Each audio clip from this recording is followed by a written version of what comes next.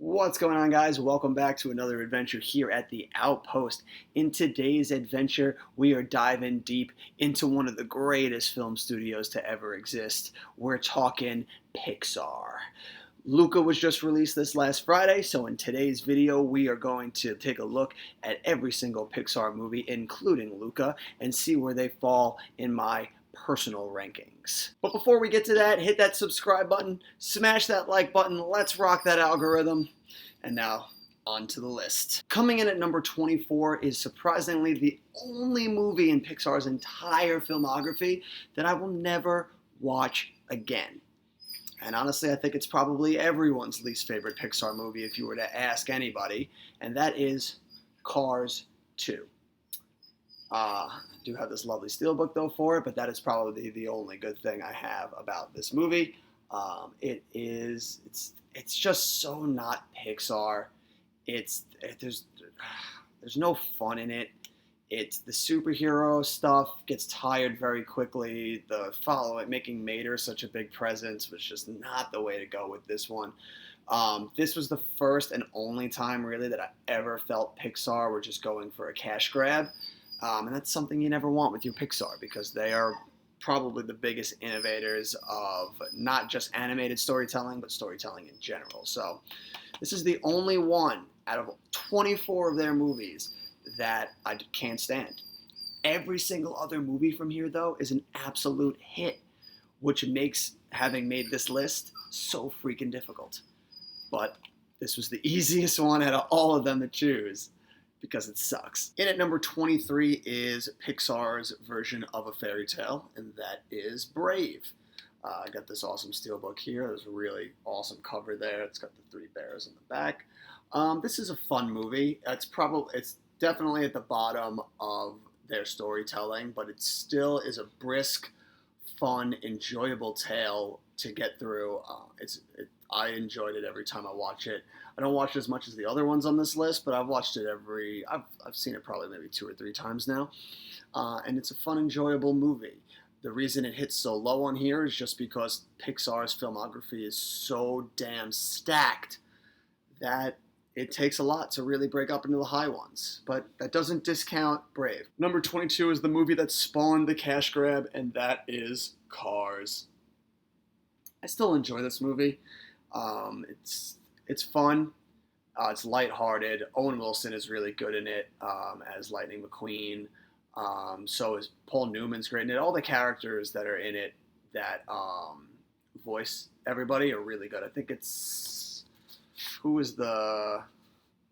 doesn't say on here, but whoever was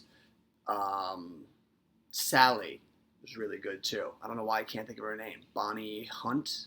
Is that? I don't know. Helen Hunt? One of them. Somebody with a Hunt in their name.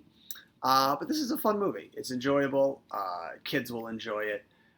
It was definitely the worst that Pixar put out at the time, but it was still a fun, enjoyable movie.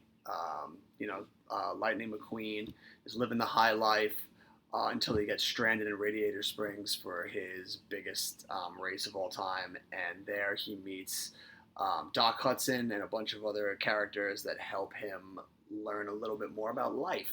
So it's a good movie about life, to learn that there is more to life than just winning. Number 21 is The Good Dinosaur. This is a movie that tends to get a lot of hate from people, and I don't know why. Like, granted, it's not at the top upper echelon of the other Pixar movies, but when did just making a good, enjoyable movie become a bad thing? Because that's what this is. This is a fun, enjoyable movie. Like, sure, it's not going to change lives like some of the other Pixar movies do, but you could find way worse times to spend at the theater than The Good Dinosaur. It's such a fun movie. It follows this kid when he gets separated from his family, and he meets up with this dinosaur who got separated from his family. Or maybe his family died. I don't remember. I gotta watch this again. I saw this in theaters and a few times after it first came out, but I probably haven't watched this movie in a little while, so I'm gonna need to recheck this one out.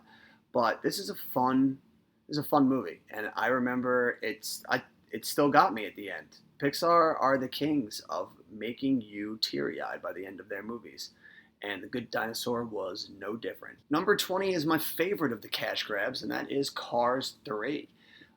This I found to be much more enjoyable than any of the previous ones. Well, Cars 2 is unwatchable. Cars 1 is a fine movie, but this one had me. I enjoyed every aspect of this movie.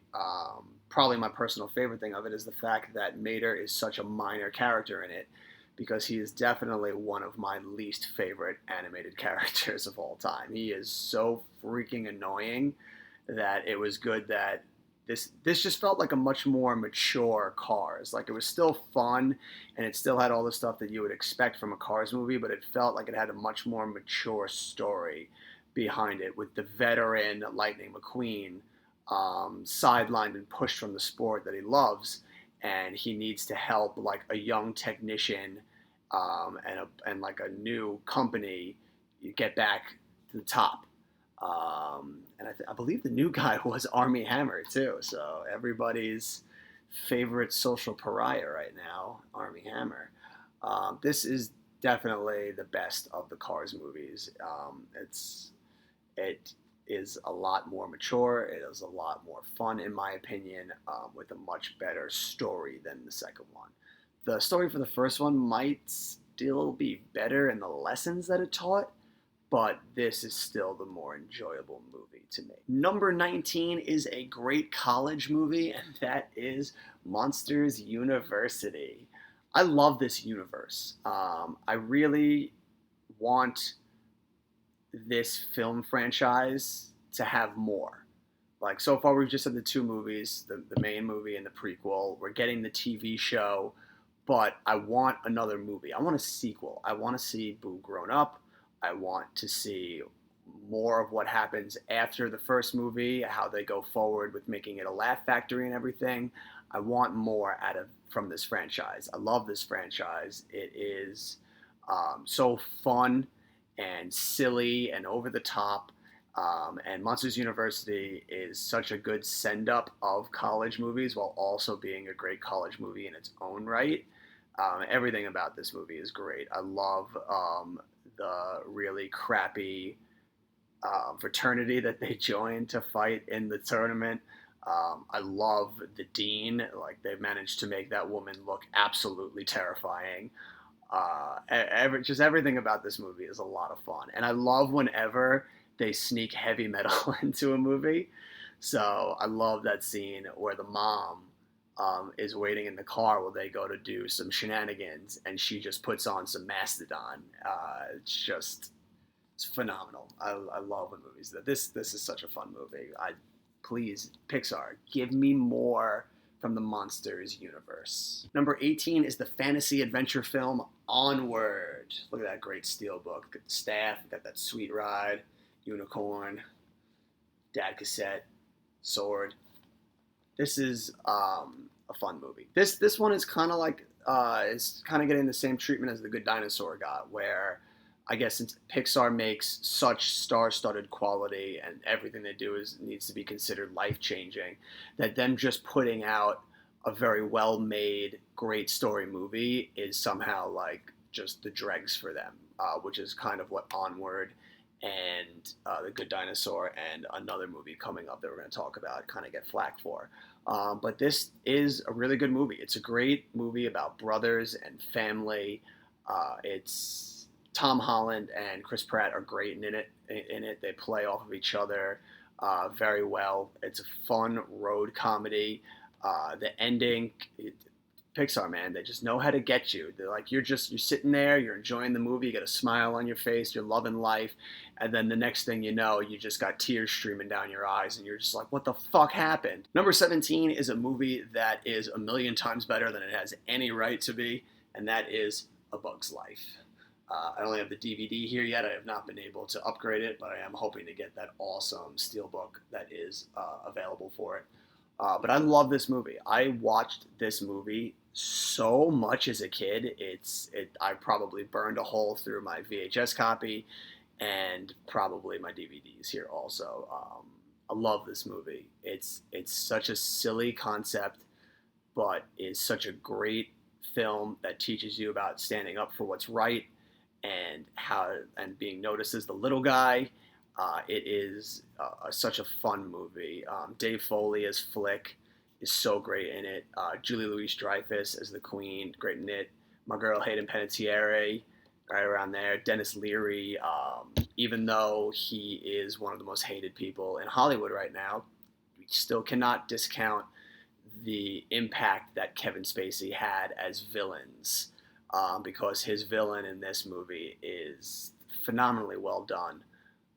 He's bangerang in it. He's just so good as Hopper. It's a shame that he's such a scumbag in real life.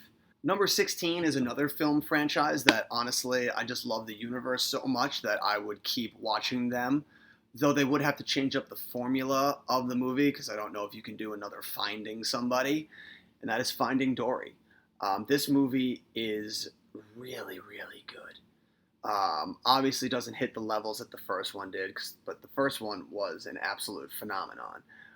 This one is just another very well-made story that helps expand what we know of one of our favorite characters from the first movie. And it is a great story following her trying to find her parents.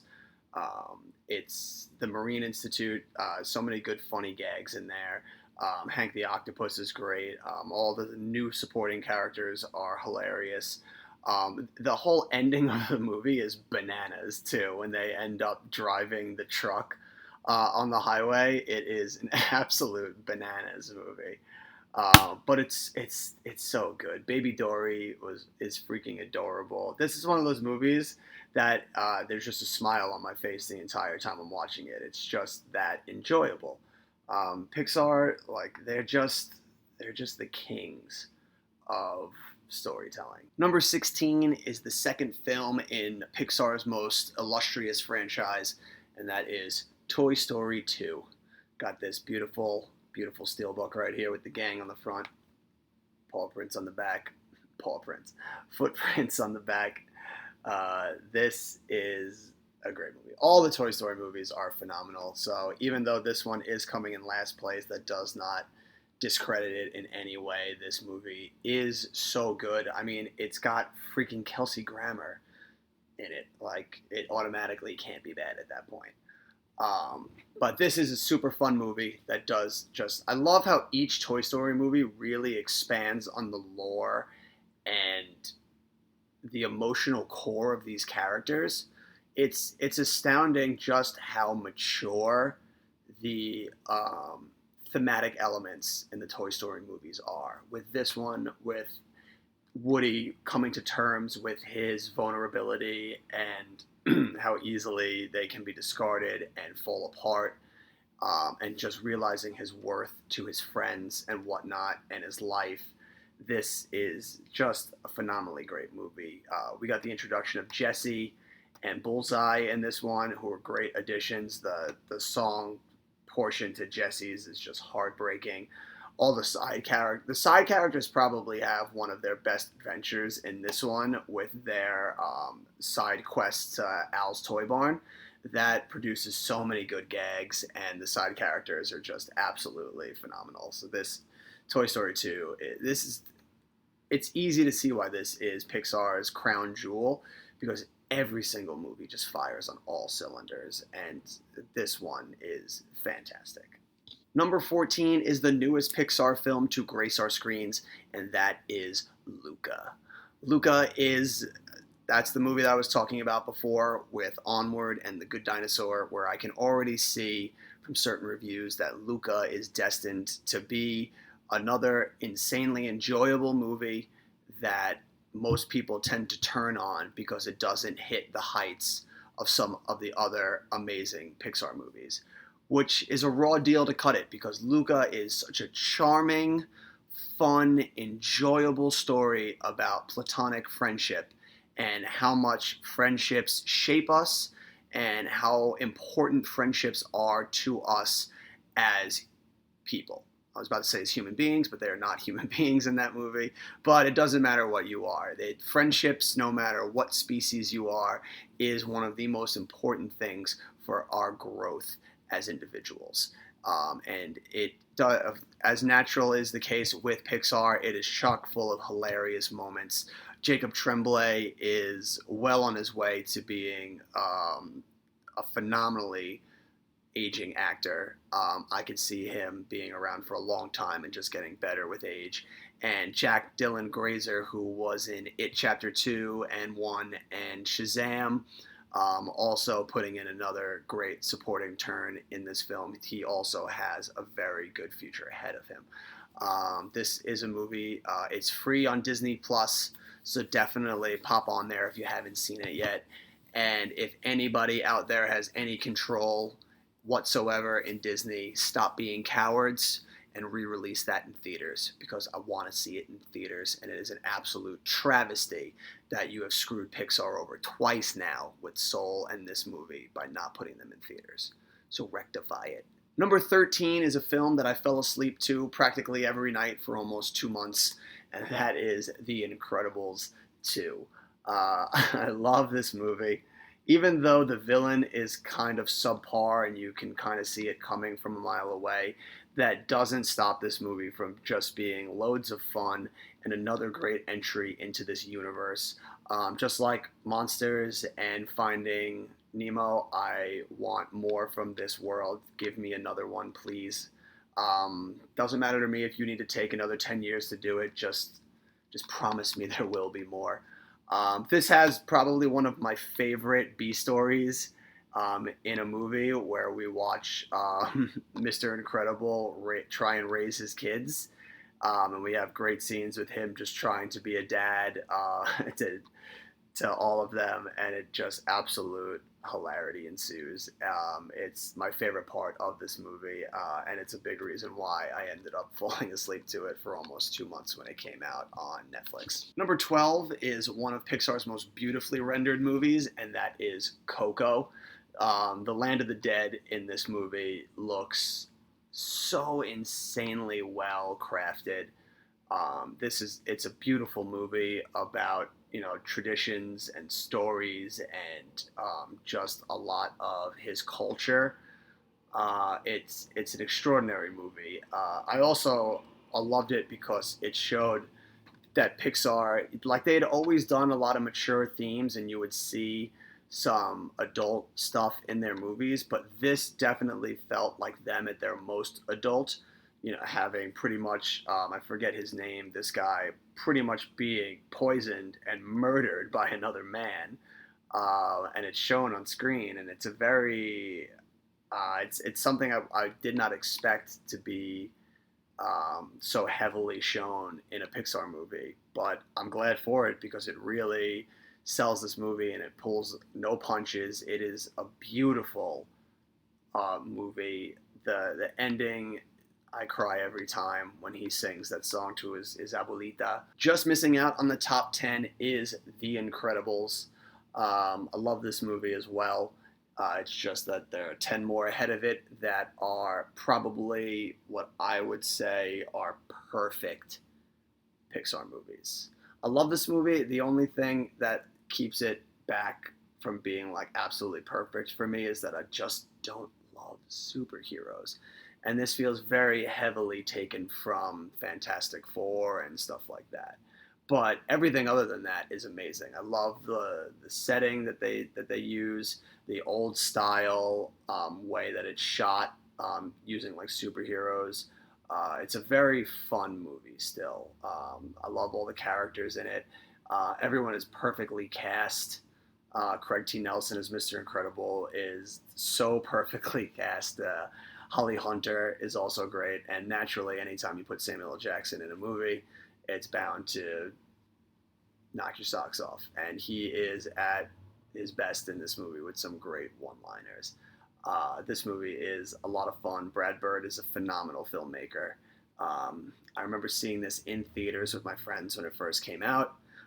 Loved it then. I still love it to this day. Still watch it every now and again. Kicking off the top 10 is a movie that people either love or hate. There doesn't seem to be any in-betweeners, and that is Toy Story 4. Obviously, as you see here that it hits my top 10, you can tell that for me, I love this movie.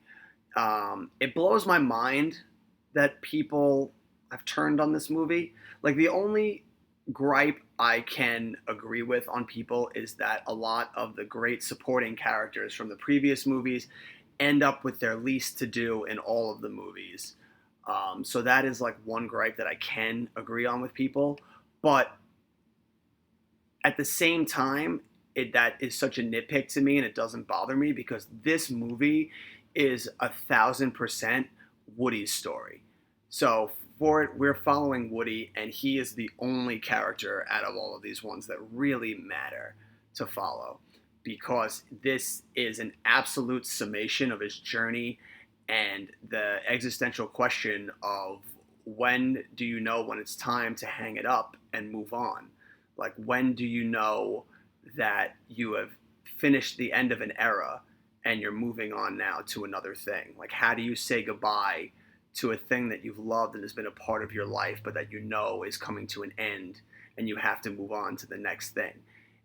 This is a beautiful movie to tell that story. It's amazing how good that they've done with Woody's journey. And I see that a lot of reviews of people saying that, like, this isn't Woody, he would never leave his friends, but completely ignore the beginning of the story that shows that Woody is a leader. Like, this is a man that is going to be a leader no matter where he goes. He is somebody that needs that is his defining trait. So how does a person who now is living with a new owner and is kind of cast to the side and isn't the focal point of this journey anymore, how does that person contextualize his life and where does he go from there? It's almost like he needs to learn, like, what is his next step? Like, what can he do now that is still of value, that makes him feel valued, that has value to other people? And that's why he is able to say goodbye to his friends at the end, because he knows, as much as he loves them and as much as he was their leader, they don't need him anymore. They are going to be okay. But Woody is the type of character that can't just sit idly by. Like, he has to be that leader, which makes it so beautiful at the end that he decides to stay with Bo Peep and he becomes this kind of wayward leader to, like, lost toys.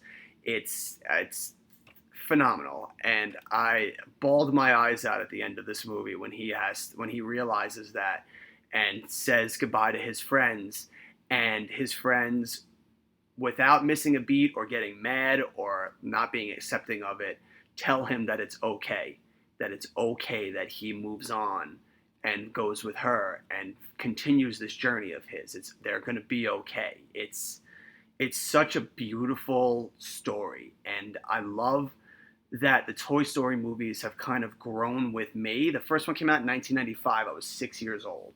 So as each one has come out, the story is really being told for the people of my generation. And each one of these movies you've been able to grasp on thematically because they're almost stories unto themselves of what you're learning. Because when this one came out, you're getting to that age where it's no longer you and your friends all the time anymore. Like, people are getting married, they're having kids, they're moving to new states for new jobs. Like, life is taking hold and pushing people in different directions. And this was a movie that came along and said that, like, that's an okay thing. Like, journeys will take people to other places, but that doesn't mean anything that came before it is not important. It's such a beautiful lesson. I love this movie. I honestly, I'll take a Toy Story 5 in another 10 years if they come up with a story that continues to tell the growth of human evolution of you aging. I will take another one. I will take as many of these as they want to put out, as long as they keep the energy and storytelling level that they have of these first four. And knowing Pixar, I don't have any doubts that they could pull it off. They will I know that there will be a Toy Story 5 at some point in our lives, and I know that it's going to fire on all cylinders. Number 9 is my favorite Brad Bird movie, and that is Ratatouille. This is a beautiful movie about cuisine and a mouse, a rat. and following your dreams, becoming. This is another one of those movies that just has such like a bonkers ending. It's it's so much fun. It's such like a great enjoyable movie. The fact that it ends with them opening up a restaurant where the rat is the chef there, and everyone's like on board with it, and they're like, "This is the place to go." Like it just shows that Pixar just has such a beautiful ability to tell a story that it could take it in the most zaniest of places, and you're just along for the ride the entire time. You're like, "Yep, totally. That's exactly where this should have gone and ended." They're just the kings of storytelling. This movie is so much fun. I saw this when it first came out while I was actually at Disney. I went to downtown Disney to the AMC there and caught this movie one night. And I was so glad that I did because this movie was phenomenal and put me in such a good mood. It was such a good ending to a great day in Disney that I adore this movie. I come back to this movie all the time. I can't wait. I need to get it on the Steelbook. I've been searching for it. Hopefully, I find it soon and I can get it because I love this movie and I want it in 4K. Number 8 is the film that Pixar decided to switch things up and have you crying 5 minutes into the movie instead of 5 minutes till the movie ended, and that is Up. This movie is an absolute powerhouse. The opening scene is just an incredible storytelling device. It's insanely well crafted, and I don't know anyone that wasn't tearing up by the end of it. The rest of the story is such a fun, enjoyable romp, pitting the old guy that I can't think of his name right now with Russell.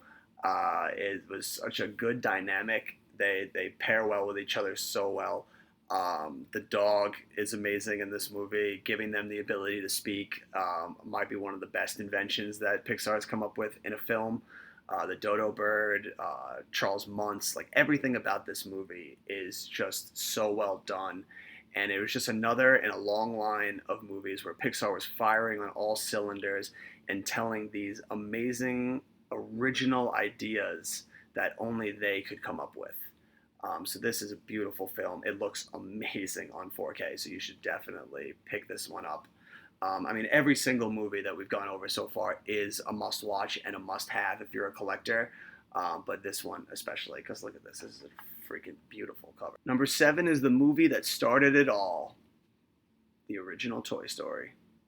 I've probably watched this movie more than any other Pixar movie simply because I was a kid when it came out. Saw this movie in theaters. I owned it on VHS. I've owned it on DVD. I will be buying the Steelbook at some point soon. This is such a good movie. The animation may look, embarrassing compared to what we have today, but that doesn't stop just how well crafted this movie is. It is such a great story. Just the simple idea of what do toys do when we're not around. They get so much mileage at it. This has so many great things going for it. Tom Hanks and Tim Allen, like, what more could you want out of that? Buzz Lightyear and Woody, probably some of the most iconic characters to ever come out of Disney's catalog. Everything about this movie is absolutely incredible. I love this film. I've watched it too many times to count. I'm going to end up watching it another 1,000,000 times. This movie will never get old. I can't wait to show my nephews this movie. They were going to love this universe. Number 6 is probably the most quotable Pixar movie, and that is Monsters, Inc. This movie is so much fun. I love everything about this movie. Billy Crystal and John Goodman are phenomenal in it. The story is so great about a monster universe where they have to scare human children to get their screams because screams are what power their world. Just such an ingenious idea. And of course, a little girl ends up in their world that John Goodman and Billy Crystal must protect and get back to the real world. And they find out that some nefarious plotting is going on in their building. Steve Buscemi is in this movie. He's really good as Randall. This movie is just so much fun. It's insanely quotable. I remember when this movie came out, I saw it in theaters, and I think everyone at school for like the next year was just shouting 2319 any chance they can get. This movie is one of the best they've ever put out. We're up to the top five, and from here on out, for these five, probably have the best life lessons that Pixar have ever put onto film to teach you. And we're going to start that one off with Pixar's Soul. This movie, man, I was not ready for when it first came out. It is unreal good, with just such a good lesson for people to learn about managing expectations and chasing dreams. It's just so good to get a movie like this that lets you put stock and perspective into what you should want to get out of your life while chasing the things that are important to you. And it's basically a story about how chasing your dreams, you might not always come up ahead, that you might not get what you want out of those dreams. And that's not something that should determine if your life is complete or not. It's a beautiful thing to learn. It's a lesson that I learned, thankfully, a long time ago before this movie came out. But it's one that I'm glad is still out there, because to see it put into a thematic element was a beautiful thing to see. I've been writing since I was about 13 years old. I love it. It gives me so much purpose in life. Writing. I would love to be a working screenwriter. I would love to be a working novelist. I just love telling stories. But as much as I love telling stories, even if I never had one piece of writing sell or do anything, that would not mean that my life was a waste, that I didn't achieve my goals, so that my life was meaningless. To me, I write simply because it's a part of who I am. That if I didn't write, I wouldn't be me. I wouldn't know who I was. So even if I never sell a piece of writing in my entire life, I will never stop writing. It will never not give me purpose. And that is a beautiful lesson that he had to learn in this movie, to take stock of what you get out of everything day to day, that you shouldn't be so invested and bullheaded into your dream that you forget about living life, and that you forget about taking stock of what's important in life. This is a beautiful movie that will teach many kids as they grow up that lesson, and it is a beautiful lesson that everybody needs to know. Number four might just be the greatest road trip movie, and that is the Under the Sea classic, Finding Nemo. This is such a beautiful movie. It is hilarious. It's probably one of the funniest Pixar movies that they've put out. This is a movie that was a cultural phenomenon when it came out. I remember when this came out in theaters. I saw it in theaters, and same thing in school. Everybody was talking about Finding Nemo for the longest time. This movie was that good when it came out. And, it absolutely deserved all of its praise. It's fun. It's a great adventure film. And it tells the great lesson of, no matter what card you're dealt in life, whatever, be it a disability or an illness or anything that might hold you back in life, that this is a good movie to tell a testament to, that no matter what issue you have, there are always ways to overcome your obstacles and to never sell yourself short. Nemo, with his gimpy fin, still finds a way to be more than his dad worried he could ever be. He saves them all at the end. Marlin discovers and learns that even though he has this huge fear of losing the only thing left in his life that he hasn't lost, he has to still, as a father, be able to let the kid make the mistakes and learn on his own and overcome on his own, the way that all people need to be. This is a great movie for parents, for kids, for anyone that just enjoys movies that are fun, lighthearted, that have a great message, and are just award-winning classics, and that is Finding Nemo to a T. Number 3 is Pixar at its most romantic, and that is the sci-fi classic WALL-E. I know I've said it for every single Pixar movie, but I'm going to say it again. This is a beautiful movie. The relationship that grows over the course of this movie with WALL-E and Eve is so great. It's amazing how well the story is told, especially in the first 40 minutes where there's barely any dialogue whatsoever. It's just it's such a testament to their storytelling abilities that they can be like, all right, we're going to open up the movie with not one line of dialogue, and it's going to go for 40 minutes, and people are going to fucking love it. And we did, because it was freaking phenomenal. And this is another great movie telling about the dangers of consumerism and that we have to treat the planet with the respect that it deserves, and that human beings are gonna get fat. I don't know. Lost my train of thought on that one. But this is a great movie. It's such a fun adventure film. Has shades of 2001 in it. It's just such a good movie. I saw this in theaters as well. I think I've seen pretty much every Pixar movie that's been released in theaters. So thank you, Disney, for ruining that streak with Soul and Luca. You fucks. It's alright. I still love you guys because you made movies like this. Just missing out on the top spot is the Pixar film that absolutely floored me when I first saw it in theaters, and that is Toy Story 3. Like I said before with Toy Story 4, it is incredible just how well the movies grew with its audience.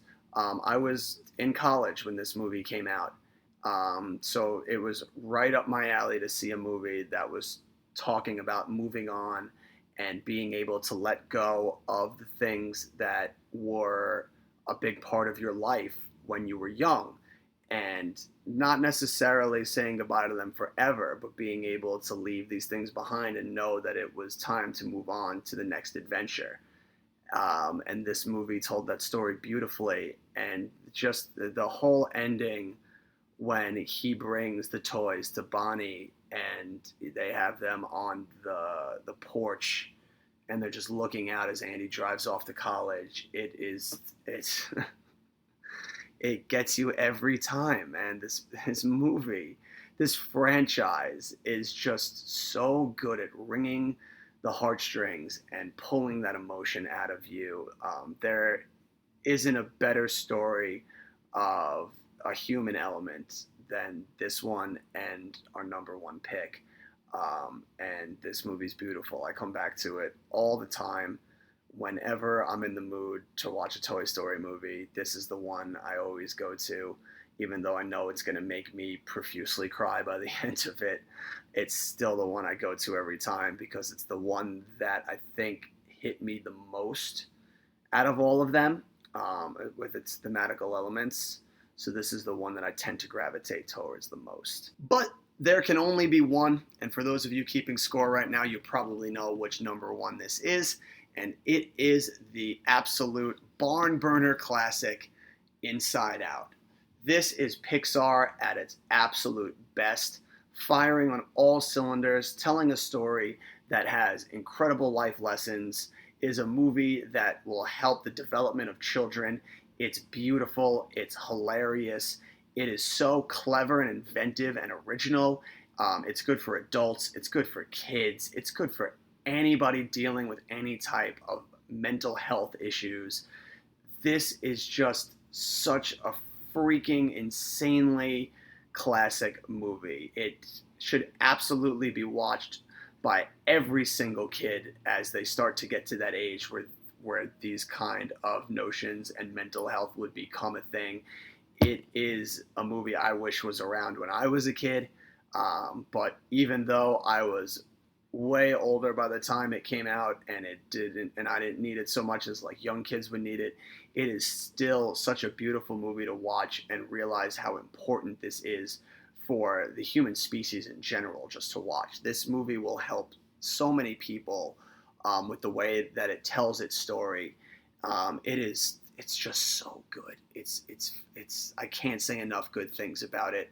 All them up on the front, and then you got my man Bing Bong on the back. Probably one of the most emotional scenes of all time in a Pixar movie takes place with Bing Bong. I won't spoil it just in case we have any people out there that haven't seen this movie. And if you haven't, you should absolutely watch this movie. And if you have any young kids that are getting to that age where they're starting to form memories and they're questioning things and they're getting new environments where they think they might be outside the box, this is definitely a movie to show them. It is one of a kind. I don't think there'll ever be a movie like this again.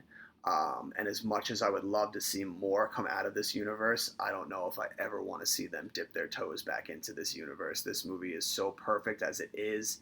I would hate, I mean, if anybody could do it, it would be Pixar. But this is just one of those movies that I don't want them to ever touch again. Just leave it be as it is, and just let it stand on its own for what it was. And that's my list. Appreciate you guys sticking around to watch it, and whether you enjoyed the list, you hated it, you thought some was good, you thought some was bad, appreciate you watching all the same. And now for all you digital movie freaks out there, we have got the code for the family classic, Dora and the Lost City of Gold. So, just mark it down in the comments if you grabbed that digital movie code so everybody else knows that they're a loser and they missed out. And from all of us here at the Outpost, take care, be safe, and adventure on.